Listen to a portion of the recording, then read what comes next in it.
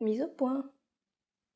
Bonjour à tous, suite à ma vidéo sur les créatures de légende en Amérique du Nord, j'ai reçu de nombreux commentaires me disant que j'avais oublié le chupacabra. Mais ce monstre de légende dont on entend beaucoup parler en Amérique mérite tout simplement sa propre vidéo sur le sujet. Saviez-vous que de soi-disant réels corps de chupacabra auraient été retrouvés? Mais alors était-ce réellement des chupacabras? Et sinon pourquoi les témoins ont-ils cru que c'était le cas? On va voir ça dans la suite de la vidéo.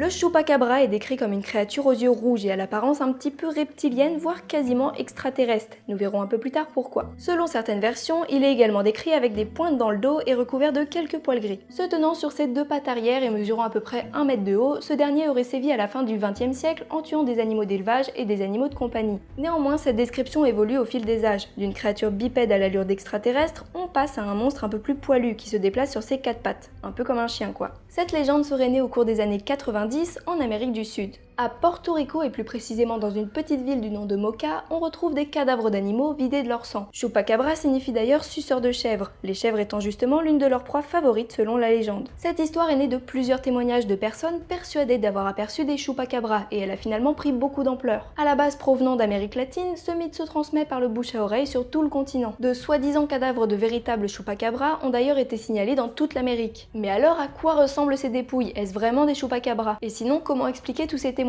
Pourquoi les témoins ont-ils cru que c'était le cas? Malgré les témoins qui n'en démordent pas, les soi-disant preuves, les cadavres et les vidéos de la bête, cette légende pourrait, comme toutes les autres, avoir son explication. Toute cette histoire, on la devrait à un être minuscule qu'on retrouve sous la peau, il s'agit du sarcope. Cet acarien qui est à l'origine de la gale est mis en avant par Barry O'Connor qui remarque des similitudes entre les descriptions faites des chupacabras et les coyotes atteints de la gale. Ces derniers sont décharnés et perdent leur poil à cause des acariens qui creusent des sillons sous leur peau. Ils sont affaiblis et ont du mal à chasser, cela les conduirait tout simplement à s'approcher des habitations et à s'en prendre à des proies faciles, c'est-à-dire le bétail. Or, les coyotes atteints de la gale, on n'en croise pas si souvent que ça, et ça semble assez logique que certaines personnes qui n'en avaient jamais vu les aient tout simplement confondus avec des chupacabras. Ce serait donc pour cette raison que les coyotes atteints de la gale qui ont été aperçus et les cadavres qui ont été retrouvés ont semé le doute. Certaines dépouilles qu'on croyait justement être des cadavres de chupacabras se sont révélées, après expertise, être de simples coyotes malades. Même si chez les hommes la gale peut être plutôt bien traitée et qu'on y résiste plutôt bien, ce n'est pas la même chose pour les animaux. Les coyotes ou encore les chiens se défendent bien moins bien que nous face à ces acariens qui provoquent chez eux une perte de poils, de l'épuisement, voire à terme la mort. Mais alors qu'en est-il de cette rumeur selon laquelle les chupacabras suceraient le sang de leurs victimes? Selon O'Connor, ce ne serait que le fruit du bouche à oreille qui amplifie les faits et les exagère. D'un simple on a trouvé du bétail mort ensanglanté dans les environs, on peut rapidement passer à on a découvert des pauvres bêtes vidées de leur sang pas très loin. C'est sûrement dû à une bête dangereuse. Malgré toutes ces explications, l'origine même du mythe, celle qui décrit le chupacabra sur ses deux pattes arrière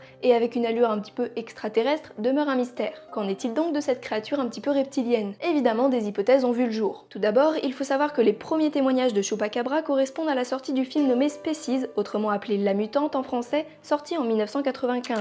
Selon certains, ce ne serait pas une coïncidence et des soi-disant témoins de chupacabra se seraient tout simplement inspirés de la créature extraterrestre qu'on peut voir dans le film. Pour l'avoir vu, je peux effectivement vous dire que le monstre possède des pics dans le dos, une allure reptilienne et, oh étrange, le chupacabra serait également décrit à l'époque de la même façon. La description de ce monstre aurait donc été inspirée du film. Après, est-ce que les soi-disant témoins ont consciemment lancé cette rumeur ou bien ont-ils réellement cru voir la créature? On ne le saura sans doute jamais. Malgré les explications et les hypothèses qui classent le chupacabra dans la catégorie des cryptides, certains ont toujours une part de doute.